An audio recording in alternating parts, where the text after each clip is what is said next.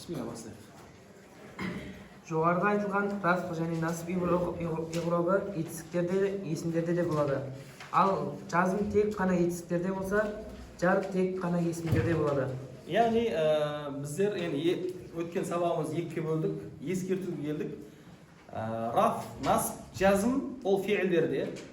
Raf, nasb, jar ол ne? İsimlerde. İsimlerдің i'rob болған кезде isimlerдің соңы ешқашан не болмайды? Сүкін болмайды. Есімдердің соңы i'робта ешқашан сүкін болмайды. Ал fiillердің соңы i'робта ешқашан не болмайды? Ешқашан жаңағы касра болмайды. I'робта. Yani мәселен екі сүкін бір жерге жиналған кезде касра беруі мүмкін. Бірақ негізгі i'робта ол ешқашан есімдерде сүкін, fiillерде не болмайды? Касра болмайды. Кеттік ажы қарай. Ескерту. Жасырын иғроб. Иғроб тақдири. Етістіктерде, есімдерде де болады. Мысалы, яй мутакаллим есімге қосылғанда мудоф еш уақытта иғроб харакаты көрінбейді. Керісінше, ғаф халінде, домма насып халінде, фатха жар халінде касра тағдир етіледі. Жақсы. I'rob тағдири. Біз fiillерде i'rob тағдириде өттік. Қашан fiillдің соңғы i'робы көрінбейді? Қай уақытта көрінбейді деді? Соңында алиф, вау, я, яғни иллат әріптер болған кезде. Иллат әріптер болған кезде раф жағдайында дамма не болушы еді? I'роb тағдири болушы еді. Насып жағдайда ше? Фатха тағдирда болушы еді. Дәл осы нәрсе бізде нелерде де бар? Бізде есімдерде де бар. Есімдерде де i'роb тағдири бар. Яғни сөздің соңы дамма болу керек та, бірақ дамма жазылмайды. Сөздің соңы фатха болу керек, бірақ фатха жазылмайды. Сөздің соңы касра болу керек, бірақ касра жазылмайды. Осыны i'роb тағдири дейді. Бұл fiillерде болған сияқты есімдерде де болады екен. Кеттік. Мысалы, инна мазхаби икрами исадиқи. Расында менің бауырым досыма құрмет қылуым болып табылады. Сондай-ақ мақсур, яғни соңы қысқа алифтен Жақсы қара. I'rob тағдири есімдерде үш жағдайда болады. Біріншісі, соңында әл-я мутакаллим қосылса. Әл-яу әл-мутакаллим. Я мутакаллим деген білесіңдер ғой, әл-я мутакаллим дегеніміз біздің анау менің деген сөз бар ғой. Китаби, қалами, дафтари, химари, яғни соңында менің дегенді білдіретін я. Мені соны я мутакаллим дейді. Кез келген сөзге мені сол я мутакаллим қосылса, мейлі ол сөз сөйлемнің ішінде қандай қызмет атқарып жатса да, раф болу керек болса да, нас болу керек болса да, жар болу керек болса да, әрдайым я мутакаллимнен алдыңғы әріпті өзінің не істеп алады? Касра етіп алады. Мысалы, қандай мысал берген сендерге? Инна мазхаби икрами лисадиқи. Икрами ли садиқи. Ли садиқи. Yani менің жолым, инна мазхаби, менің жолым досымды құрметтеу жолы дейді. Yani бұл жерде бізге мағынасы емес, бізге маңызды дүние. Негізінде, мәселен, мына жерде инна мазхаби деп, ядан алынғаны бә ғой, бә касралы болып тұр. Мына жерде мим, икрами, ядан алынғаны не? Мим, не болып тұр? Касралы болып тұр. Мына жерде қофтан, ядан алынғаны қоф, ли садиқи, не болып тұр ол? Касралы болып тұр. Негізінде i'роb бойынша мына жердегі бә ол фатха болу керек. I'роb бойынша. Мына жердегі мим дамма болу керек. I'роb бойынша. Ал мына жердегі қоф ол касра болу керек. I'роb бойынша. Бірақ я мутакаллим кез келген калиманың артына жалғанып келетін болса, ол калима сөйлемде қандай қызмет атқарып тұрса да, мейлі рафтың қызметін атқарып жатса да, мейлі насыптың қызметін атқарып жатса да, мейлі жардың қызметін атқарып жатса да, ол сол сөздің соңғы әріпін не істеп алады? Касра қылып алады. Міне осы жерде i'роb тағдири болады. Сонда біз мәселені мазхабиді түсіндіріп жатқан кезде, мазхабиді ертең i'роb дейсіңдер иншалла, мынау исм инна болады. Исм инна мансубун ва аламату насбихи әл-фатхатул муқаддара болады. Жақсы ма? Ал мына жерде икрами деген ол хабар инна болады. Икрами хабар инна марфуун ва аламату рафиhi ад-дамма муқаддара болады. Ал мына ли садиқи дегенде қаф лимен жар болу керек. Мына жерде көріп тұрған касра бар емес па? Бұл ли қылып атқан касра емес, я істеп жатқан не? Касра. Сонда ли садиқи исм мажрурун ва аламату жаррихи ал касра болады. Біз иншалла бұны болашақта өтеміз. Бүгін білуің керек болған нәрсе, қандай сөздің соңына я мутакалим жалғанып келсе, мейлі ол сөйлемде қандай қызмет атқарса да, бәрібір оның ироптағы харекеті не істелінеді? Тағдырда етіліп, қандай харекет қойылып қойылады? Касра қойылып қойылады. Біріншісі ол не екен? Әл-я мутакалим жалғанып келген калима. Жақсы ма? Бір, екі. Сондай-ақ мақсурун, яғни соңы қысқа алиф болған есімде тура осы жолмен рафықтың доммасы, насыптың фатхасы және жардың касрасы тағдырда қылынады. Жақсы, әлиф мақсур. Әлиф мақсур деген дүние бар.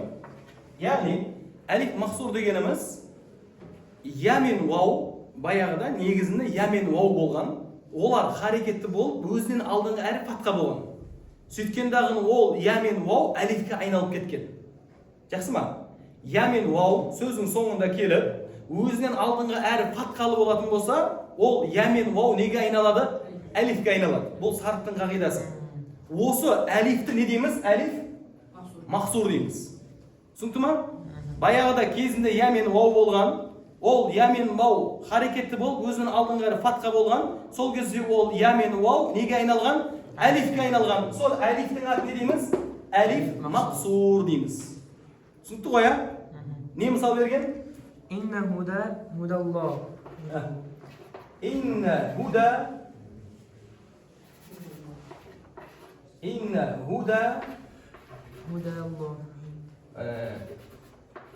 худаллахи. Инна худа худаллахи. Аржақ қарай жоқ па? Жоқ, тағы мысалы. Аржақ қарай бір не бар? Хуа алал худа деген. Хуа алал худа. Хуа ала худан. Инна худан худаллахи хуа алал худа. Міне осы жерде мынау хада дәл әріпінің үстінде тұрған әлиф. Мынау тұрған нәрсе мынау не мынау? Мынау әлиф. Ол әлиф баяғыда худа ю. Мынау негізі я болған. Я харекетті болып, өзінің алдыңғы әріп фатқалы болғаннан кейін я неге айналған? Әлифке айналған. Сонда инна худан худаллахи хуа алал худа деген сөз. Яғни осы жерде негізінде мына жерде инна худа я болу керек мына жерде. Худа юллахи болу керек мына жерде. Хуа ала худа и болу керек мына жерде. Жақсы ма? Міне осы жерде әлиф мақсур болса, бұл әлиф мақсурдың үстіндегі харекетіміз. Мына жердегі фатқа, мына жердегі дамма, мына жердегі касра не істелінеді? Тағдырда деп есептелінеді. Әлиф мақсур не болды? Әлиф мақсур дегеніміз кезінде вау мен я болған, бірақ алдыңғы әрі фатқалы болғаннан кейін әлифке айналып кеткен әлифті не дейміз? Әлиф мақсур. Қашан біздің калимамыз әлиф мақсурмен аяқталатын болса, онда ол жердегі ироп әрдайым не болады? Ироп тағдири болады. Фатқа жерде фатқа ироп тағдири болады, дамма жерде дамма мұқаддара болады, касра жерде касра мұқаддара болады. Түсінікті ма? Кет. Үшіншісі сондай-ақ манқус, яғни ақырғы әріпі алды касралы болған яй есімдерде раф халінде домма, жар халінде касра тағдырда қылынады. Үшіншісіне әлия ул манқус. Я манқус дегеніміз соңғы әріп, калиманың соңы ямен біткен, өзінен алдыңғы әріп касра. Калиманың соңы ямен бітіп, өзінен алдыңғы әріп касра болатын болса, бұндай яны не дейді? Әлия манқус дейді. Жақсы ма? Бұндай жағдайда екі харекет тағдырда қылынады. Дамма мен касра. Қандай мысал берген? Хакамал қади алал жани. Хакамал қади алал жани. على الجاني من حكم القاضي негізінде мына не болу керек еді? حكم القاضي ю болу керек еді. على الجاني и болу керек еді. Бірақ я манқус қай харекетті көтере алмайды? Дамма мен касра харекетін көтере алмайды. Сол кезде бұл раф болған кезде аламат рафиhi ад-дамматул муқаддара болады. Жар болған кезде аламат жаррихи алия Әл-касрату әл-мұқаддара болады. Al endi fathani ko'tara oladi. Misoli ro'aytul qodiya. Ro'aytu al-qodiya. Fatha ne isteyveradi? Fathani ko'taraveradi. Ya'ni fatha yozilaveradi. Sonda bizde al-ya manqus deganimiz kalimaning so'ngini ya men bitgan, so'ngining oldingi harf ne? Kasra. Ol жағдайда неменне? Раппен жар жағдайында дамма мен касра не істелінеді? Тағдыр қылынады да, ал фатха жағдайында фатха не істеліне береді ол жазыла береді. Сонда мына жерде сен ираптаған кезде қади маф'улун бих мансуб ва аламат насбихи ал-фатха деп айта бересің. Болашақта бұны үйренеміз.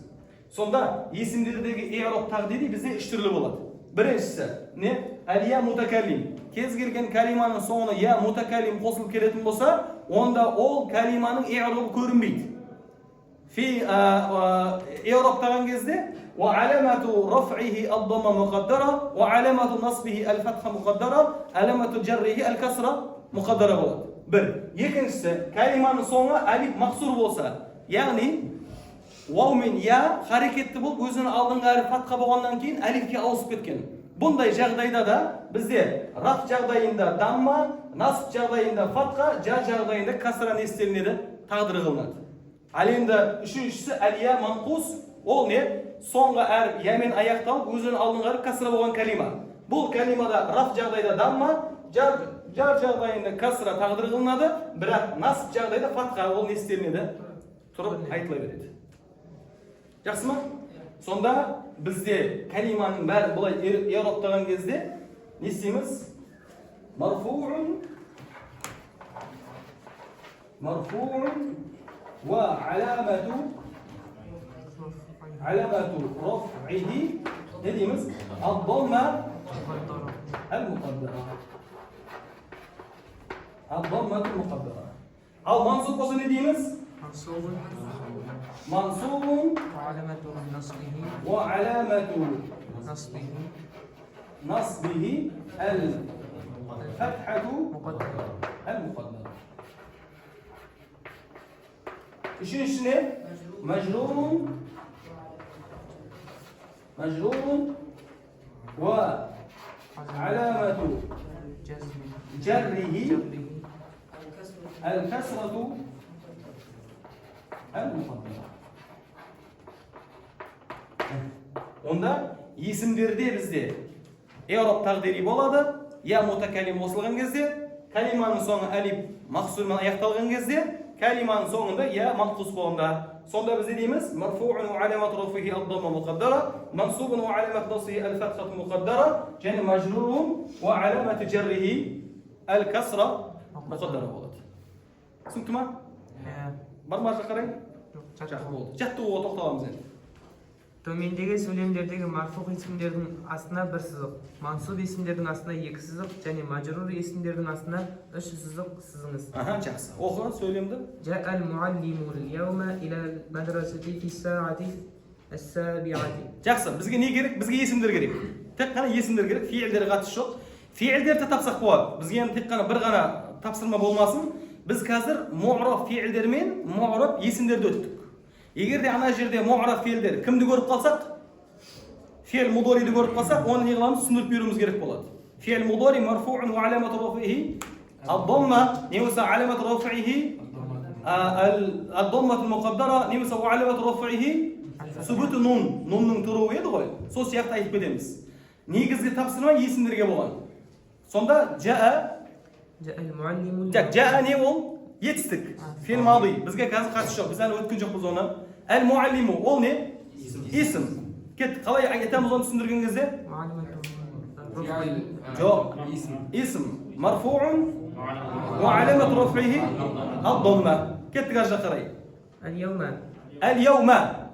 Исім ба фиил ма? Исім. Қалай айтамыз оны? Мансубун ва аламату насбиhi ал-фатха. İla ol ne? Ol harf. Harf ne болады әрдайым? Ол мәбни болады. Жақсы ма? Harfтар әрдайым мәбни болады. Әрмен қарай кеттік. Al-madrasati.